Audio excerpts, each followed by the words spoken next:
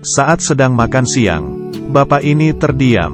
Ternyata di depannya ada Gembel. Ia meletakkan sendok, sambil menatap wajah Gembel yang berharap. Bapak ini mengusirnya. Gembel langsung lari ketakutan. Besok paginya, Gembel tidur di depan toko bapak tadi. Bapak yang membuka tokonya sangat marah dan menyiram Gembel dengan air. Gembel terkejut dan bangun. Ia lari tunggang langgang. Bapak memakinya supaya ia tak datang lagi. Tapi esoknya, saat ia membuka gerbang, Gembel itu tidur di sana lagi. Ia menyapu wajah Gembel, tapi Gembel sedang mimpi indah. Melihat kelakuan bapaknya, wanita ini merasa tidak tahan. Saat itu, Gembel bangun. Ia malah tersenyum melihat bapak. Bapak tersenyum, tapi bapak mengusirnya lagi. Melihat Gembel mengumpulkan botol, bapak juga membuang botol ke arahnya. Lalu pura-pura sibuk seakan tidak melakukannya. Esoknya, saat ia membuka gerbang, ia mencium bau pesing. Ternyata, Gembel itu lagi. Sekarang ia pipis sembarangan. Bapak emosi. Ia menendang Gembel. Saat ini, mata Gembel terlihat sangat sedih. Esoknya, saat bapak membuka gerbang, ia melihat Gembel itu tidak ada di sana. Esoknya lagi, Gembel itu tidak ada lagi. Esoknya, masih tidak ada. Bapak merasa sedih. Ternyata, tak tahu dari kapan, ia sudah terbiasa dengan keberadaan Gembel. Tetangganya memberitahu, Gembel itu tidak akan datang lagi. Bapak panik. Ia melihat CCTV, lalu memeriksanya. Di dalam toko, ia melihat rekaman. Ini pertama kali ia melihat Gembel dan mengusirnya. Bapak merasa sangat menyesal melihat ekspresi Gembel yang mengiba.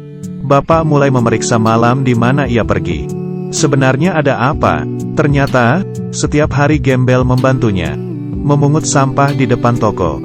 Saat ada orang iseng mencoret-coret gerbang toko, Gembel itu mengusirnya. Setiap malam, Gembel itu di sana. Karena anaknya memberi Gembel makan malam, Gembel itu tahu balas budi. Hari itu, saat gerbang bau pesing, pelakunya orang lain. Bahkan, Gembel mengusirnya. Jadi, saat bapak memaki Gembel, Gembel itu sangat kecewa. Sampai di sini, bapak mulai menangis. Ia melanjutkan rekaman. Ada dua pencuri yang mencongkel gerbang toko. Gembel melihatnya. Ia mau mengusir mereka, tapi malah dihajar. Hati bapak sangat sakit melihatnya. Ia melihat Gembel dihajar tanpa ampun. Bahkan diinjak-injak. Gembel masih berusaha menghalangi. Ia teringat perilaku buruknya terhadap Gembel yang ternyata melindunginya. Air matanya tak terbendung. Setelah melihatnya, bapak baru mengerti kenapa Gembel tak ada lagi di depan toko.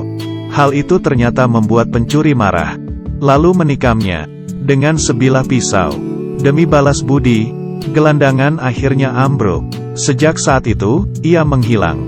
Terkadang, kebaikan kecil akan diingat selamanya oleh orang lain. Di sebuah jalanan di Inggris, dua orang sedang menunggu bus. Setelah wanita ini menelepon, pria tua ini bertanya, "Apa kamu baik-baik saja?" Wanita ini mengangguk. Lalu pria itu bertanya, "Sudah berapa bulan?" Wanita itu terdiam. Pria itu mengira ia tak mendengarnya dan bertanya sekali lagi. Setelah menghela napas, wanita itu menjawab, 21 minggu. Pria itu tertawa dan menyelamatinya. Wanita ini terlihat lelah meladeninya. "Apa kamu ada masalah?" Wanita ini mengangguk. Pria itu menghiburnya, "Jangan khawatir. Semuanya akan membaik." Setelah terdiam, wanita itu bilang, "Aku sangat takut. Aku takut semuanya akan memburuk." Pria tua itu berkata, "Tak apa. Suamimu pasti membantu." Wanita itu mengelus perutnya dan berkata, "Di rumah hanya ada aku dan ayahku. Tapi, ayahku sakit." Pria itu terus menghiburnya. Wanita itu menatapnya lekat-lekat tanpa bicara. Hatinya sakit sekali, tapi ia menahannya. Saat itu, suasana menjadi hening. Bus datang. Wanita itu mengambil tas dan berkata, "Ayah, ayo jalan." Wanita itu menuntun pria tua tadi naik ke bus. Mungkin pertanyaan ini sudah diulang ke 100 kalinya.